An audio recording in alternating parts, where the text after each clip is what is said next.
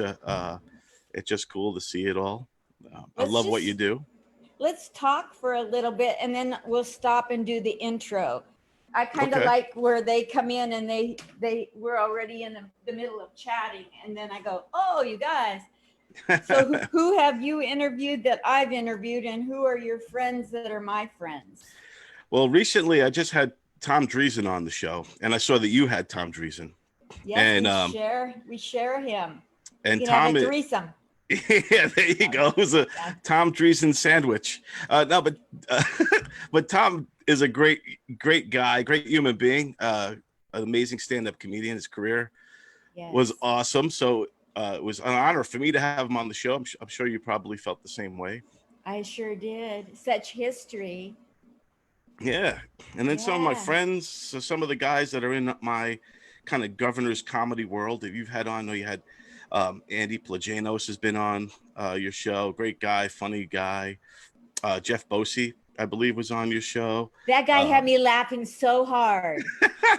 Bosey's a funny guy. He's a regular on my show as well. He does a character on there and stuff. So it's cool just to see.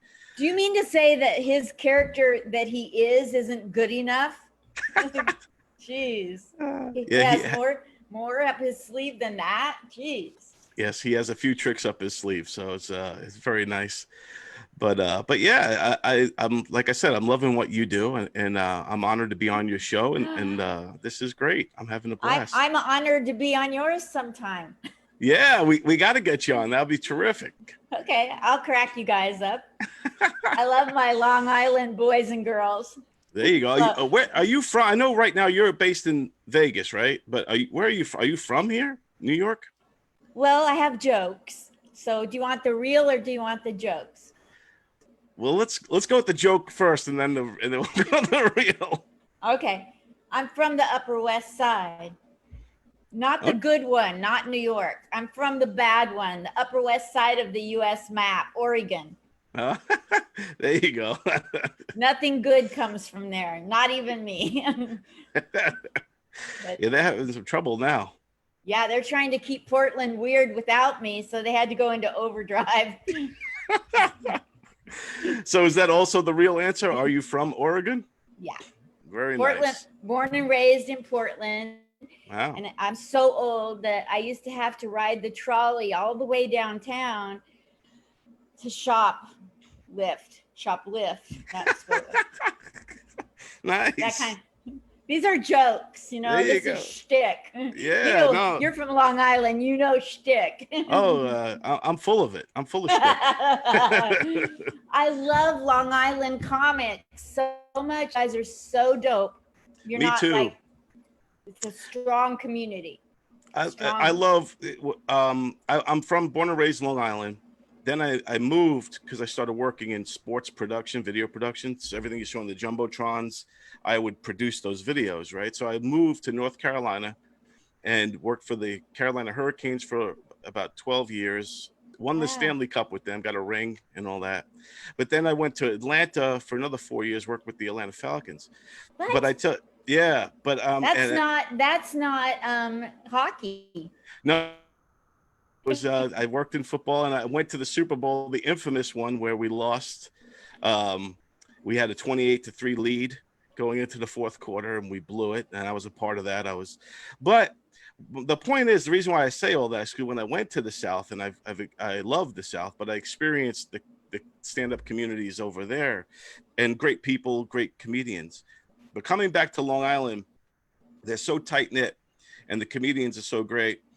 And the community is so strong that there's nothing like it, and it makes me proud of what we have here on Long Island. And I love the scene, and I want to see what we have start to expand and let the world take notice, because a lot of attention on the city comics, the New York City comics, but I think I sometimes feel like we're underrated, and we need to showcase what we got.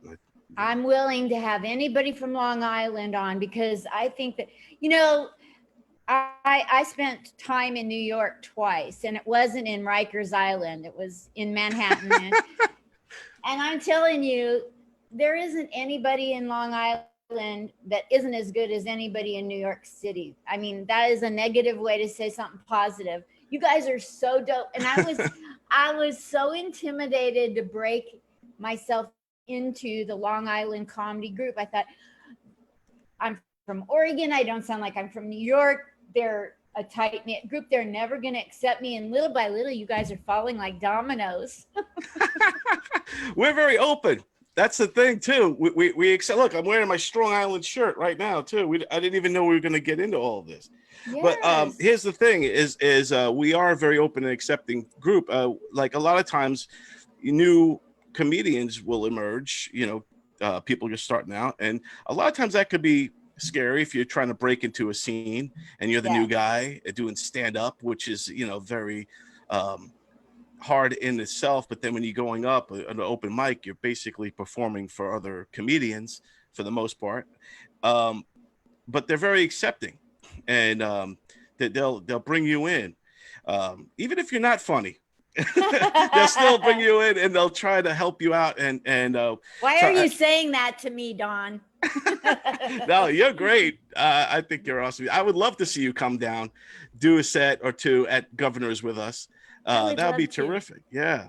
I'll be there at Christmas time if the world opens and it's safe to travel. I'm coming there for the Broadway and comic strip live Christmas parties. That'll be awesome. I mean Hanukkah parties, whatever. It will be great to have you on Long Island. Come to the world famous Governor's Comedy Club. I don't know if you've ever been there. Never, and I want to go so badly. Yeah, it's a great comedy club, great comedy scene. I think everybody would embrace you and love you, and the fans would get a kick out of your comedic stylings. Thank you. Hey, I have a question for you. I know this has to do with me more than you. How come have I done almost 500 interviews and not one marriage proposal? What's up with that, Don? I don't know. It's funny you say that. I was preparing for the big question, but no. I think it's gonna happen. I think if there's any way to propose to you, it would be during the Zoom interview. I think that would be the way to do it. That would be the way to do it. I wouldn't care if it's a cubic zirconium, and a strap on. I'm kidding. I have both. I have them both in my closet. I want to do the introduction now that we've talked and everybody's like, oh, we're coming in the middle of something. We just didn't do the intro. So I asked Don Sill out of Long Island with Governor's Radio Game Show called Put Up, Shut Up, and Stand Up, based out of Long Island, to come on here and give me an intro. And here's what he said, and I quote. Don Sill talks about himself in the third person. That's your first warning. Yes. I'm kidding. Don Sill is the creator. Oh my gosh, he's the creator.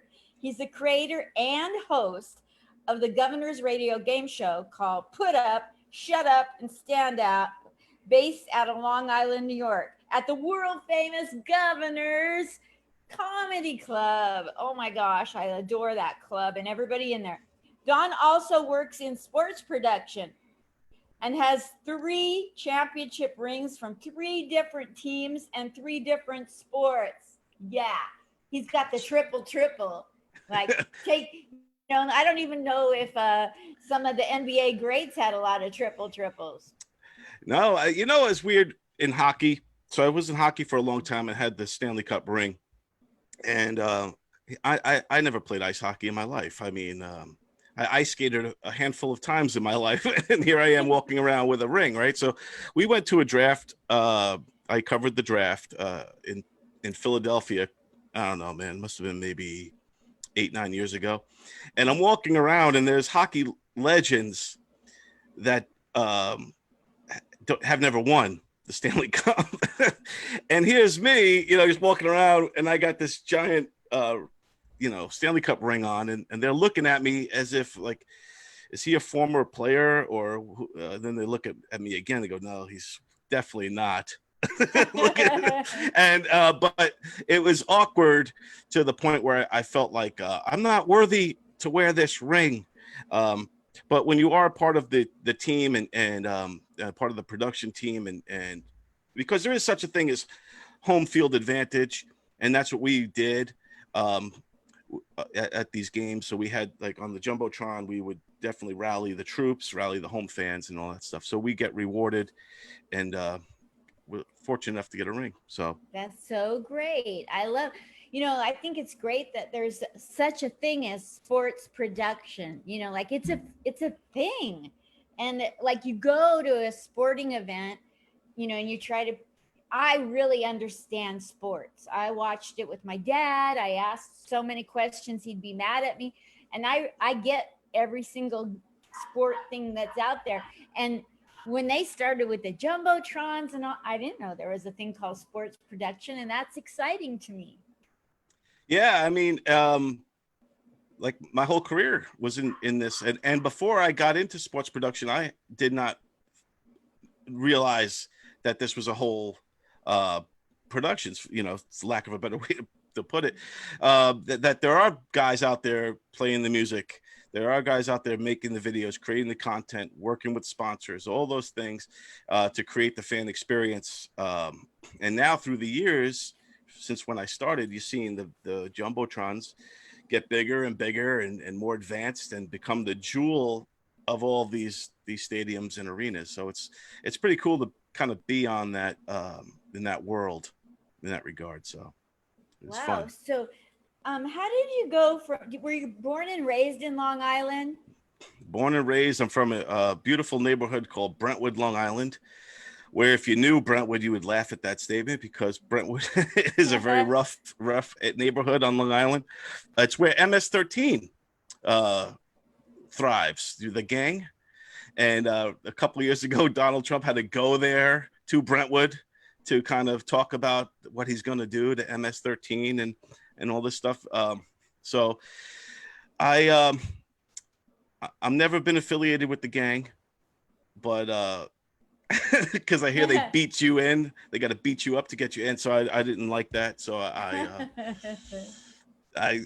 decided, and you got to get face tattoos. And I said, I don't really interested in getting any face tattoos. So I decided against joining the gangs. But that's where I'm from. I'm from Brentwood, and I was there for a long time before I moved down south.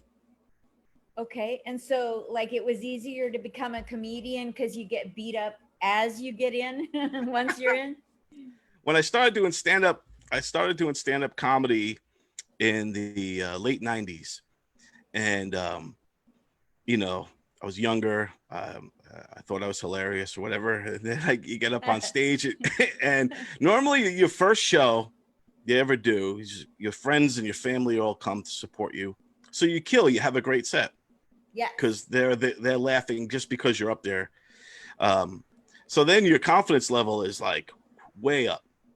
So then I did another show and I did okay. And so like if it was a chart, my first one was high up, then all of a sudden started to go down, then a little up. But then I thought I was getting there, and I only did stand up for a couple of years. And the one of the points when I realized maybe I should find something else was when I went into the city and I did a show at the famous Comedy Cellar, and I'm up there, and right before they called my name, I got extremely nervous, like extremely nervous, more than normal. And I went up there and I'm stumbling, and I'm messing up all my jokes, and I bombed horrifically, to the point where some of my friends who were there didn't even like mention the show after it was over. Like they didn't even say, they didn't say anything. It was just so that was kind of when I realized, all right, I don't know if I'm enjoying this. I know I love comedy, and I know I love the art of stand-up comedy, and I know I love comedians and being around comedians, but I don't know if it's my thing. So after that, I started doing radio and all those things, and then I was writing for a local magazine called Good Times Magazine, and I would cover all the comedy shows and cover the comedians. I was a judge at comedy, like comedy competitions or whatever. And I was part of the comedy world. And then I moved to down south and then got involved with comedy over there as well. Even though I was working in sports, I'm still always drawn towards comedy world. And I started, working with Charlie Goodnights. I don't know if you know that club, Goodnights, it's called now, but at the time it was Charlie Goodnights. And I would interview comedians over there too for their local paper. And so I did that for a long time. So it was fun. That's As you so know, there's good. nothing better than talking to comedians all the time. I know. The banter is so positive for my endorphins are loving this gig. Yeah, exactly. Like I get them on, I get to heckle them, and they get to heckle me. Then I roast them, they roast me, and then we hang up. That's how you gotta love it. Yeah. So what was it like being you as a child? Were you always in the principal's office, or did you become funny to get the girls? What's the deal with Sill? I never deliberately said, let me try to be funny for the girls, or let me try to be funny to be popular. It was just who you are. Like, if you're naturally, I don't think I'm that hilarious but if you're a naturally funny person, or if that's who you are, then that will come out regardless. But yeah, and like I said, my neighborhood was a little rough, so the making guys laugh and girls laugh was never hurt me. It was always a positive thing to have. But you got to also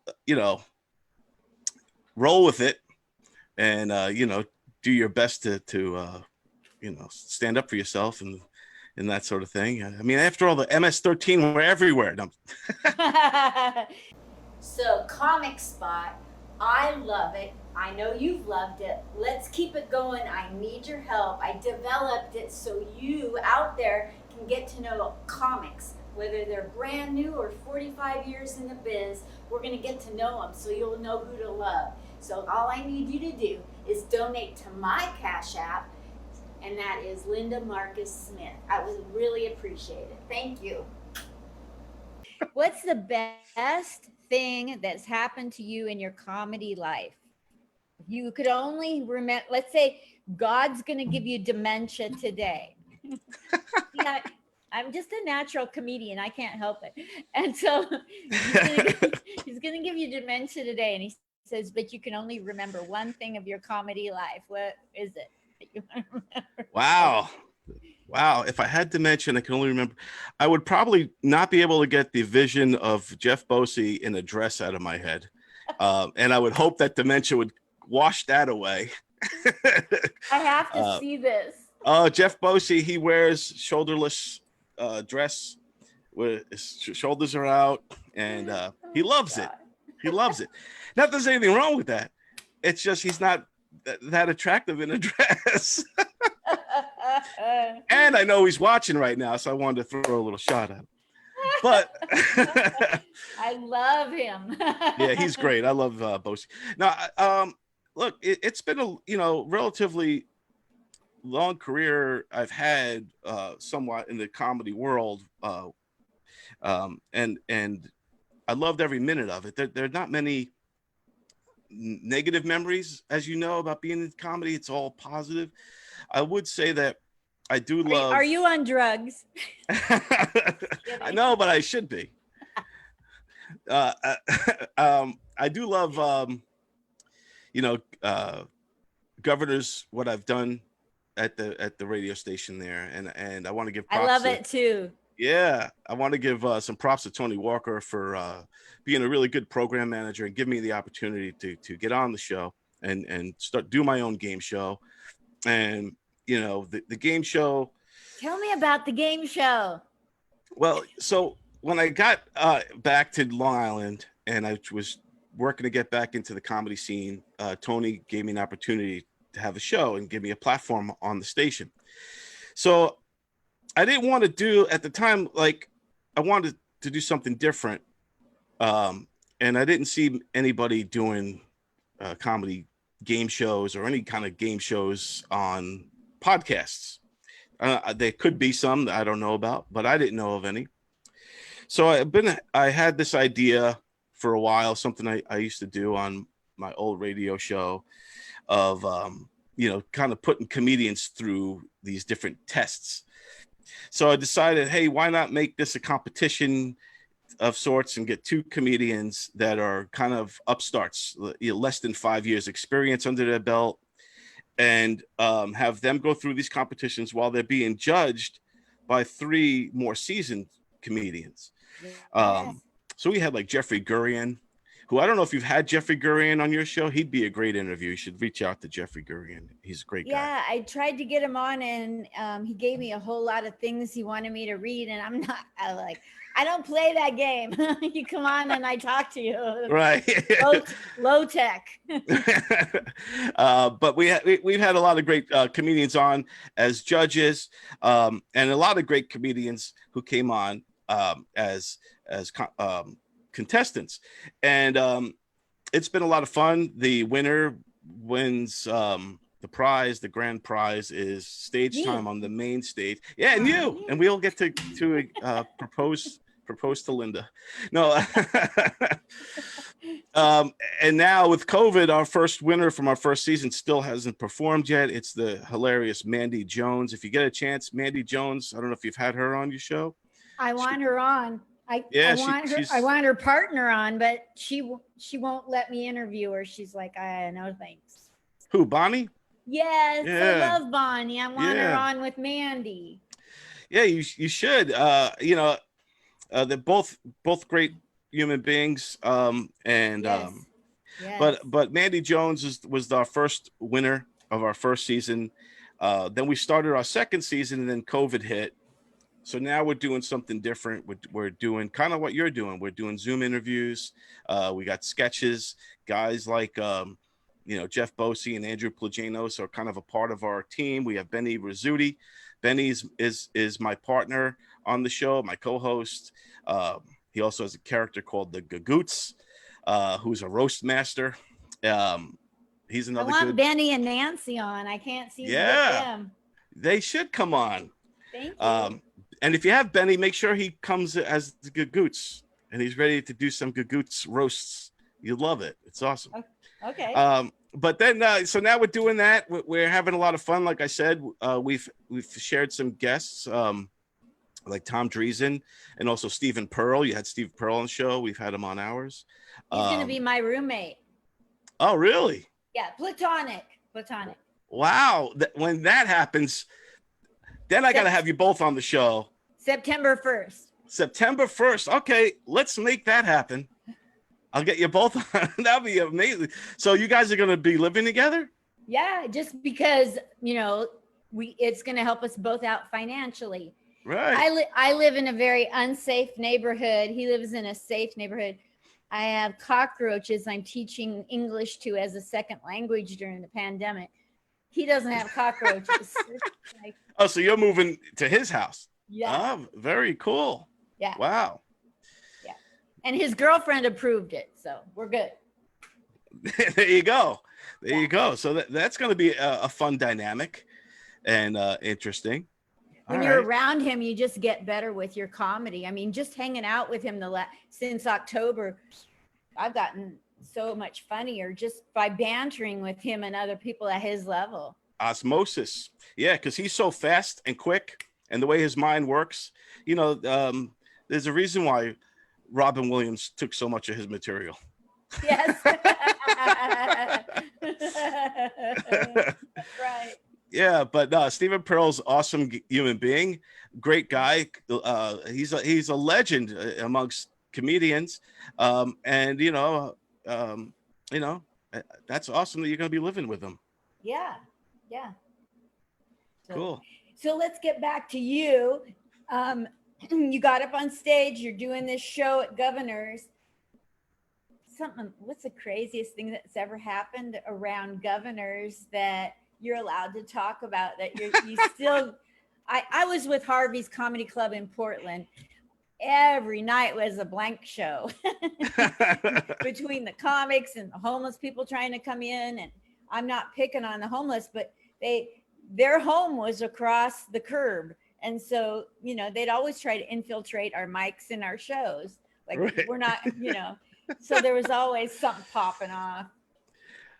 You know, there's always there's whenever you got big groups of people and comedians and entertainers who thrive off attention and getting laughs, and there's always a level of competition amongst amongst comedians. But I think I'm trying to think of some stories as we go here, but that I could talk about. We had a guy come in with a broken bottle of beer and threatened to cut the face of the bartender for no reason while I'm doing my set. Wow, that's always fun. That was fun, Another guy was out there and two homeless people were getting ready to fight. I'm giving you time to think of your thing. Two homeless, great big picture window. And you had to stand in front of the picture window and face the audience. And so there's a show going on behind us for the audience to watch. It has a whole different kind of comedy production, nothing to do with the club. And so the comedian turns around and starts egging them on. Wow. Which is the wrong thing to do. So that was scary. Look, are the clubs open where you are now in Vegas? Well, the big casinos, no. Their clubs, all the entertainment is shut down, hasn't opened up in minimal amounts yet that I know of. But there are places around town that are on the hush hush. But then there's the drive-ins with the cars and the honking, which is confusing to me because I'm a boomer. Honking meant you're horny. That's so weird. You get paid for what?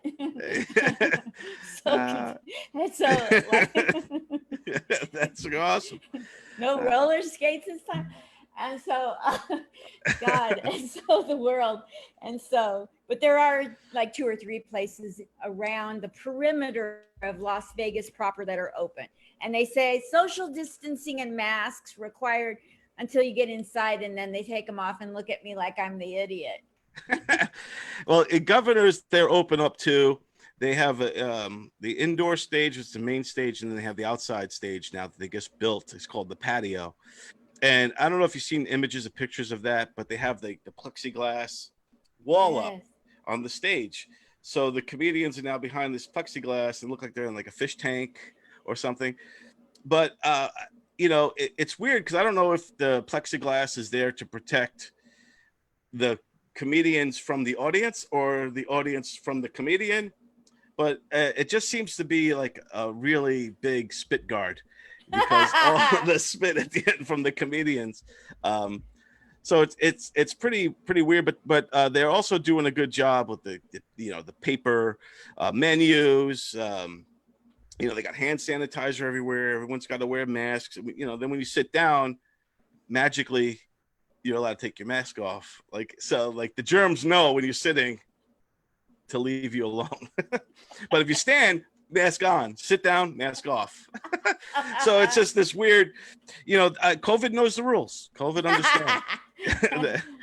They're like, oh, he's sitting down, But yeah, so but it's been working out really good. I think Andrew Dice Clay's there this weekend. David Tell's coming. So we have the big headliners are coming around again, so that's nice to see the national acts come running through, and some of David Tell, Long Island guy, obviously. You have Kevin Clay. James. How's Kevin James doing? Kevin James is great. I don't know him personally. I would love to have him on the show. Yes. I mean, but I do like what he's doing. I don't know if you've seen on his YouTube page, Kevin James. He's putting out these little short films. I'd say about once every 2 weeks. One of them is called the story of the boom mic operator, and he's like this boom mic guy on all these Hollywood sets. And you got to check it out. If everybody get a chance, watch Kevin James on YouTube. His stuff. I'm pitching this for this guy, and I never met him. Hopefully, he watches this and then decides to be on your show and then be on my show.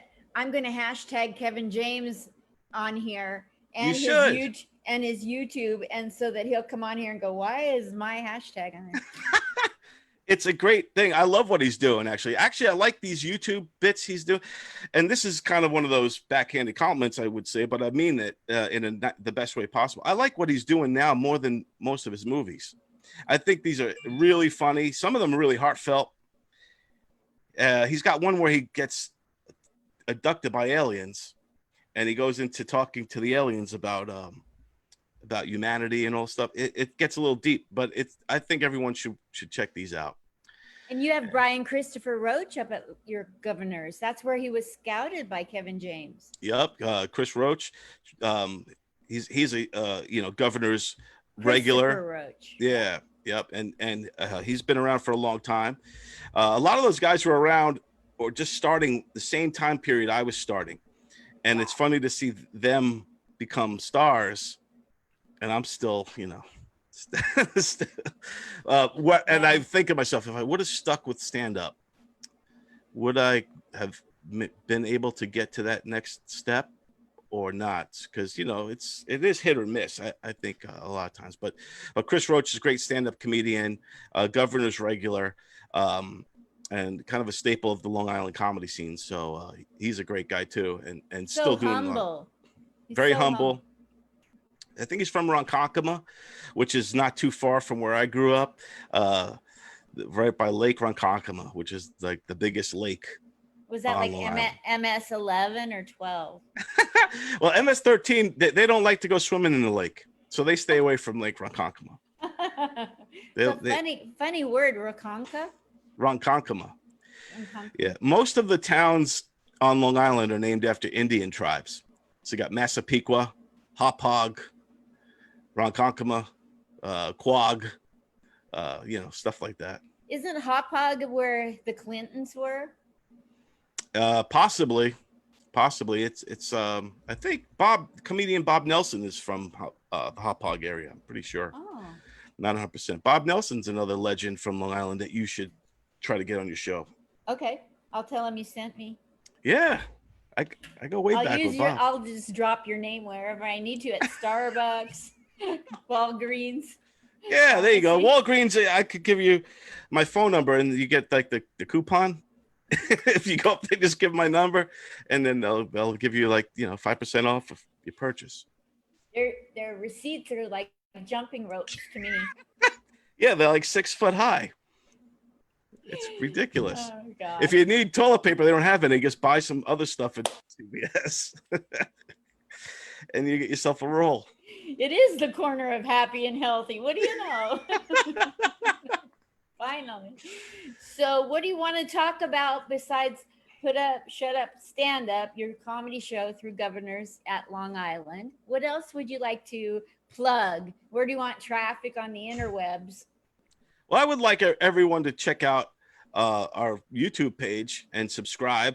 We're trying to get subscribers to our YouTube pages, youtube.com/putupshutupstandup.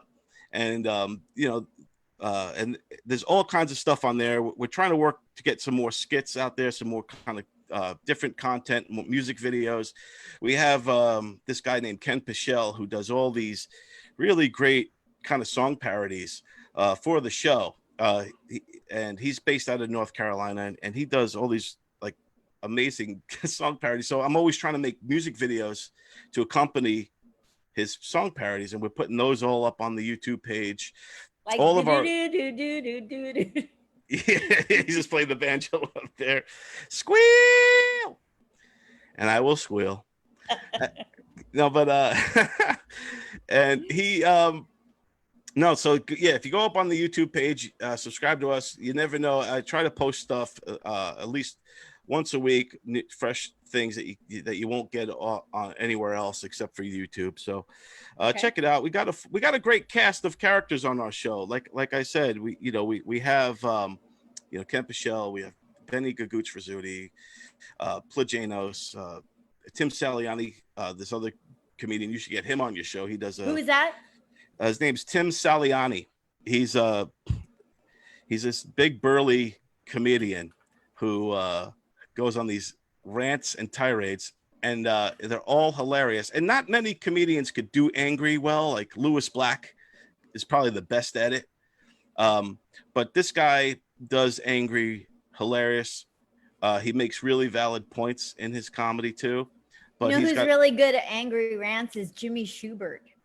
yeah, Jimmy Schubert. I had him. Have you had him on your show? I had him on mine as well. Twice. Yeah, he's great. He is great.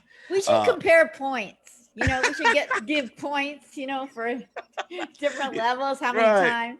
Yeah. Did they tell any secrets? Did you get an extra special that they've never told anybody? You know, The one thing I got from Jimmy was he talked about the whole Chris D'Elia controversy going on, and so that was interesting, and that got some views. wow. But yeah. What do you ever think? Had Bobby Rydell? No. Did you know he did impersonations before music? Really? Bobby Rydell? He's nice. You can get him on. He falls like a domino. All right. I will reach out to Bobby Rydell. That sounds awesome. I appreciate the heads up. Yeah.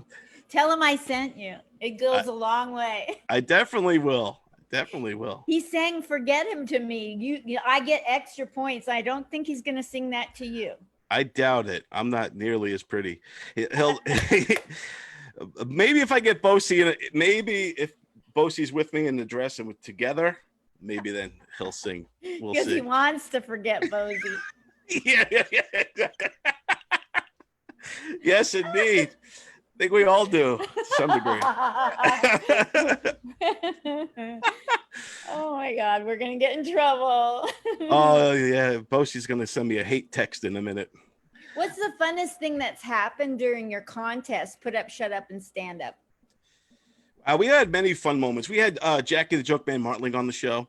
He was on the final, like the championship show. He was our big judge, and his stories were hilarious about just his life and things he's done, and then of course he comes out and says jokes and things like that. It's just been a fun run between the game show and now this quarantine version of it that we've been doing, which we have 20 episodes of the quarantine, and I think we had 17 episodes of the game show. So I'm looking forward to getting back into the game show mode. Yes. And then, yeah, if you come to Long Island, you could be a judge. You'd be a great judge. I think you would be. You fit the criteria of everything we need in a judge. Yes. And like people just assume because of my age, I'm very judgy. So it works. I just think because you got such a positive vibe and you love comedy. And I also think that you're a veteran of comedy. Thank you. And you would be able to really analyze these newer comedians and give them the advice that they could use. Because that's what the show's really about. It's about not really about who wins or loses the contest. It's more about helping shape these comedians and almost giving them like a free tutorial, if you will. So like a lot of comedians will do their bit and then the judge will critique them. Say, hey, you know what? I like what you're doing there. I like your persona, but that bit you just did kind of goes a little bit against your persona. If I was you, I would do it this way, or that way. And I could really see you being great at that. That's just the vibe I'm getting from you. So that I went to school for teaching. I was a trainer at Washington Mutual before they went bankrupt, nothing to do with my teaching. And then I also went into teaching comedy at Harvey's Comedy Club. And so that's what you do when you've got a whole 5 years behind you. But see, I saw all of that. Thank you. And I did not know that, but I saw that. And you're not going to propose? You still have time to get a proposal out. I'll take a cigar band. Let's see what I will. Do I see white picket fences behind you?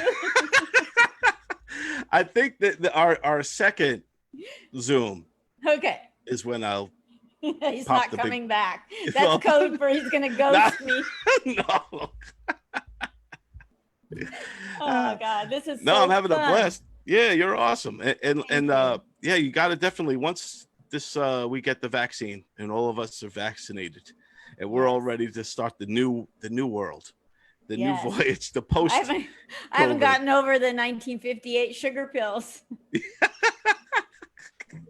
There you go. Do what? Goes in my awesome. coffee. Crazy damn world. But Thank you so much for coming on. This was You great. have a couple minutes to wrap up. I'll let you do the wrap up. What would you like to say to people? How to get through a pandemic, or God, don't forget to go to my YouTube and watch my show and Governor's Radio, blah, blah, blah. Well, first I want to thank you, Linda, for having me on. You had a lot of great guests on, and to be included amongst all those is an honor, and I appreciate that. Secondly, it's really great to talk to you and get to know you a little bit. I think you're an awesome human being, and with a terrific smile that brightens the room. But I do want to also say to everyone, check out our shows at Governor's Radio. We're on Facebook, Govs Comedy Club Radio.com. Also check out Put Up, Shut Up, and Stand Up on YouTube and on Govs Radio, as well as other shows like No Rhyme, No Reason with my good friend Jeff Bosey. Has his show with Rich Rada. They got their thing on there, and there's also Domestic Disturbance, and of course Knock 'em Dead Comedy every day. So if you tune in to Govs Comedy Club Radio, you could see shows all the time. There's probably one going on as we speak, but so I appreciate you letting me plug all that and all my Govs comedy family. There's a lot of other shows that I are not thinking of right now, unfortunately, but they're all great shows. There's Three's Company is another show, not the John Ritter. This is the one with Bonnie and Mandy Jones. There's Domestic Disturbance show, which is hilarious. They just had a great episode last night. Limo Talk with Graz. If you ever want an edgy guy to come in, Anthony Grazade. They call him the Graz, or Grazmeister Fresh, or the Graz Man. Okay. Thank you for all those ideas. Yeah, there you go. And I'm just, Which in long, I have like one closing burning question strong there. So Adidas, and I'm from Oregon, that's Nike. So I have a problem with your hat, but I'll overlook it. That's fine. We could blur it out. So, which has the weirdest names? Cities in Long Island or people's last names? I would say that's a tough one, but I would say the cities, the towns in Long Island are tough. Like if I were to show like someone not from Long Island the titles of some of these towns, the names, you wouldn't be able to pronounce them. Where we grew up this way, where it's like, second nature to us island people. But I would say the names are harder than the names. If you're from Long Island, you're very acquainted with Italian last names. Yes. My neighbors was the Paratis, the Paciulis, the Lucettis. Yes. The Fettuccinis and the and the Marineras. They were all nice people. What's the best Italian restaurant on Long Island where you can get a kickback for saying their name? Oh, well, I'm out here in Manorville, Long Island. It's right next to West Hampton and by the Hamptons, right? And my neighborhood pizzeria Italian restaurant is called Panaccio's. And it is the best chicken parms I ever had in my life. And that's saying a lot because I love chicken parms. And if Panaccio's is watching this, hopefully hook me up because I love that place. That's awesome. I have a sponsor, Dollar Tree. Dollar. It doesn't get me very far, but it's all you can steal, back to the shoplifting. Well, very nice. And the water too is very nice because that's what it said on it. But I think, this is awesome. You're great. And I wish you all the best with Stephen Pearl. This is great that you're going to be living. That's like a sitcom. That should be a sitcom. You got to document that on your phone. Yes. And then even if you want, and send in clips and I could run them on my show and give you guys a little segment. Okay. Stephen and Linda in Vegas, and then just have you guys living life and enjoying it. And then every now and then Steven's girlfriend shows up and ruins everything. You know she's going to be massively jealous. Yeah, I think so. Oh my gosh. Thank you so very much, Don Sill. You guys get behind Don Sill, Governor's Radio, Put Up, Shut Up, Stand Up, YouTube, and on his, follow him, support him. I'll put all the links up and you can correct me if anything is goofy. I appreciate it, Linda. Thank you so much. You're awesome. And we definitely want to get you on our show as well. Thank you so much, Don Sill. Have a great day. I love you lots. All right. Love you too. Thanks. Bye. Take care. Everybody's